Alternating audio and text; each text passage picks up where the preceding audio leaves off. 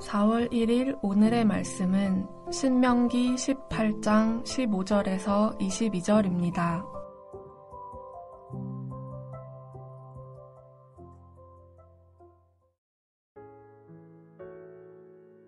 내 하나님 여호와께서 너희 가운데 내 형제 중에서 너를 위하여 나와 같은 선지자 하나를 일으키시리니 너희는 그의 말을 들을지니라. 이것이 곧 내가 총회의 날에 호렙산에서 내 하나님 여호와께 구한 것이라. 곧 내가 말하기를 내가 다시는 내 하나님 여호와의 음성을 듣지 않게 하시고 다시는 이 큰 불을 보지 않게 하소서. 두렵건대 내가 죽을까 하나이다 하매 여호와께서 내게 이르시되 그들의 말이 옳도다. 내가 그들의 형제 중에서 너와 같은 선지자 하나를 그들을 위하여 일으키고 내 말을 그 입에 두리니 내가 그에게 명령하는 것을 그가 무리에게 다 말하리라. 누구든지 내 이름으로 전하는 내 말을 듣지 아니하는 자는 내게 벌을 받을 것이요. 만일 어떤 선지자가 내가 전하라고 명령하지 아니한 말을 제 마음대로 내 이름으로 전하든지 다른 신들의 이름으로 말하면 그 선지자는 죽임을 당하리라 하셨느니라.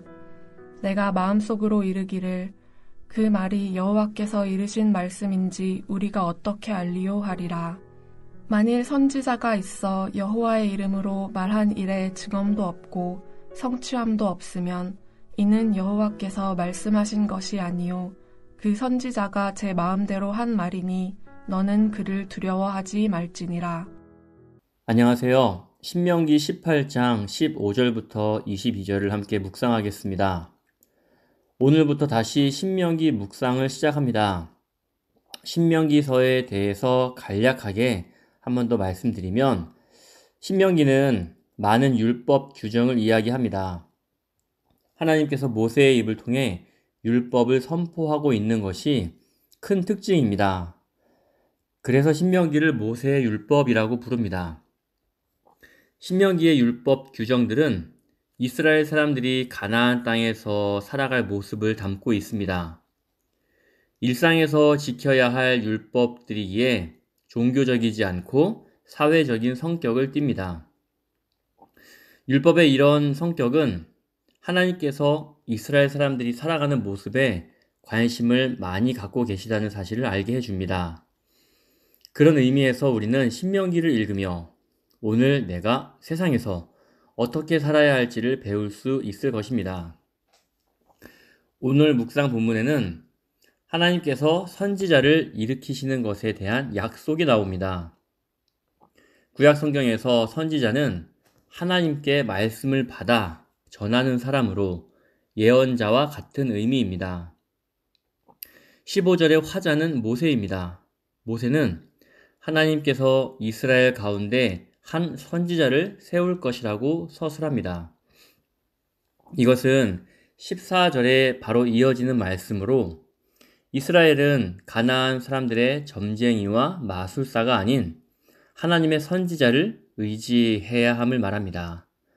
선지자는 하나님이 세우시고 그분의 말씀을 선지자의 입에 넣어 주실 것이므로 선지자는 하나님의 대리인이며 선지자를 의지함으로써 하나님께로 향하게 됩니다.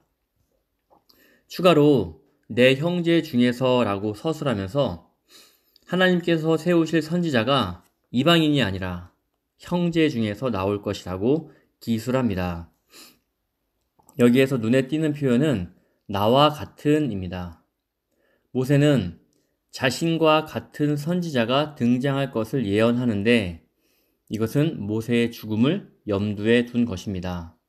왜냐하면 모세 생전에는 모세와 같은 선지자가 나올 수 없기 때문입니다. 만약 모세와 같은 선지자가 일어난다면 이스라엘 백성은 그에게 순종해야 합니다. 이 명령은 이스라엘 민족이 가나안 민족과 구별됨을 보여줍니다.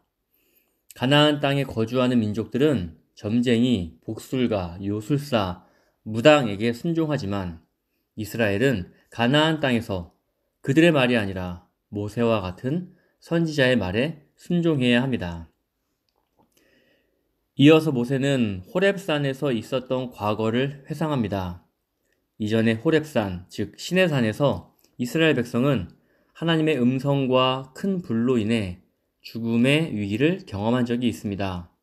이 때문에 이스라엘 백성은 모세에게 하나님과 자신들 사이의 중재자가 되어줄 것을 요청하였습니다. 하나님께서는 이스라엘 백성의 말을 옳게 여기시고 그들의 요청에 반응하신 것입니다. 18절부터 20절의 화자는 이제 하나님이십니다.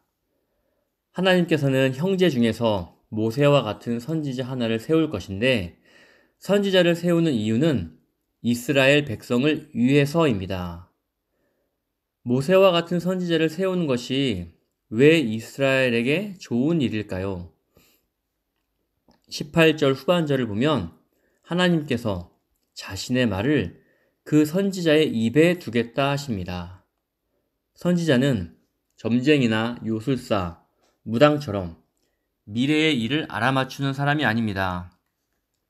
선지자의 입에는 하나님이 담아주신 참된 말씀이 나와야 합니다. 선지자는 인간의 뜻이 아니라 하나님의 뜻을 전하는 사람입니다. 이스라엘 백성은 하나님이 주신 율법을 지킬 때야 비로소 행복하게 살 수 있습니다. 지위 고하를 막론하고 차별하지 않고 공의롭게 대우하며 가난한 자를 돌봐야 합니다. 이런 세상은 이방인들이 보기에도 위대한 나라로 보일 것입니다. 그렇다면 하나님이 주신 율법을 가르치고 해석해주는 사람이 필요하겠죠. 그 일을 선지자가 해야 합니다. 만약 모세가 죽는다면 그 일을 누가 해야 할까요? 하나님께서는 그 형제들 중에 모세와 같이 하나님의 율법을 선포하고 해석해줄 선지자를 보내실 것을 약속하시는 겁니다. 이스라엘 백성의 마음이 하나님께로 향하기 위해선 참된 선지자가 반드시 필요합니다. 그렇기 때문에 모세와 같은 선지자가 계속 있을 것인데 이 일은 이스라엘 백성을 위한 일이 맞습니다. 19절은 하나님의 선택한 예언자의 말을 듣지 않는 경우 벌을 받게 될 것을 말합니다. 하나님이 보내신 선지자의 말은 곧 하나님의 말씀이라는 강조입니다. 하나님의 백성이라면 지위 고하를 막론하고 선지자의 말을 들어야 합니다. 권력자라고 예외일 수 없습니다. 이 말씀은 주님의 참된 예언자 미가야의 말을 듣지 않아 결국 전사한 여호사밧 왕을 연상시키기도 합니다. 19절이 선지자의 권위를 세웠다면 20절은 선지자의 역할을 제안합니다. 선지자는 자신의 말을 전하는 것이 아니라 하나님께서 전하라고 입에 담아주신 말을 전해야 합니다. 만약 선지자가 하나님의 이름을 빙자하여 자신의 말을 말한다면 그는 죽임을 당할 것입니다. 신명기 18장 15절부터 22절은 선지자의 권위뿐 아니라 책임도 함께 언급합니다. 선지자의 역할이 중대한 만큼 책임도 아주 무겁습니다. 21절은 이스라엘 백성의 의문을 반영합니다. 21절에 대한 대답이 22절입니다. 참된 예언을 가려내는 가장 큰 기준은 말입니다. 주님의 참 선지자가 하는 말은 주님께서 직접 입에 넣어주신 것입니다. 그런데 만약 가짜 선지자가 주제넘게 혹은 제멋대로 하나님의 이름을 거론하며 사람들을 현혹하면 어떻게 식별할 수 있을까요? 이 식별의 기준은 바로 그의 말이 이루어지거나 일어나야 한다는 것입니다. 이 말의 의미를 예레미야서가 잘 보여주고 있습니다.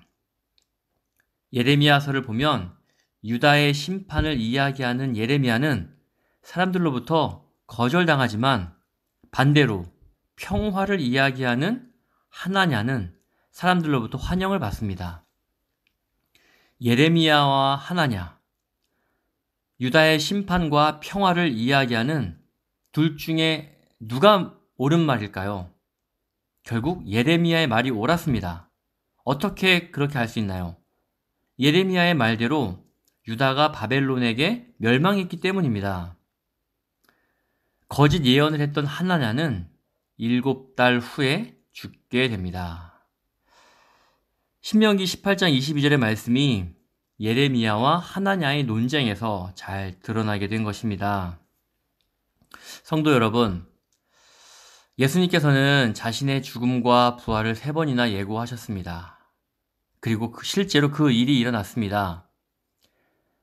예수께서 재판받으시고 고난받으시고 십자가에서 죽을 때 그 일을 기대했던 사람을 찾아볼 수 없습니다. 성경 기록에는 적어도 그렇게 나와 있습니다.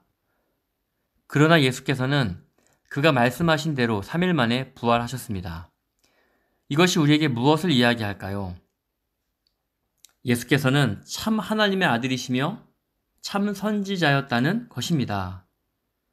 복음서 기자들은 모두 이 이야기를 하고 싶어 합니다. 예수께서 참 하나님의 아들이시며 참 선지자라는 것이 부활을 통해 드러났습니다. 그렇다면 예수께서 부활하심으로 인해서 그가 죽기 전에 하신 모든 말씀은 하나님의 아들, 참 선지자로서 하신 말씀이 됩니다.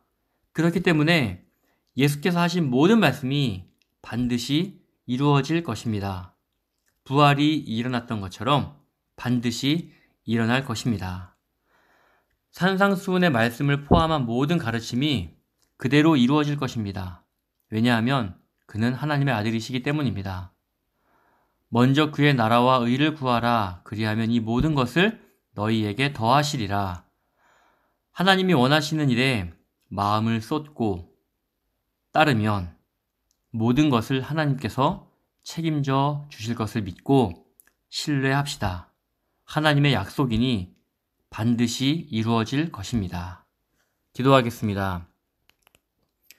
사랑하는 예수님, 하늘의 높은 자리를 버리시고 이 세상에 낮은 모습으로 와 주셔서 감사합니다. 이 땅에서 섬김을 받기보다 섬기려 하시고 모든 사람의 대속물이 되어 주심을 감사드립니다. 죽기까지 순종하셨고 마침내 약속대로 부활하셨습니다. 그리하여 하늘과 땅 위의 주인이신 그리스도로 높아지셨습니다. 예수께서 그리스도로서 이 땅에서 약속하신 모든 일을 속히 이루실 줄 믿습니다.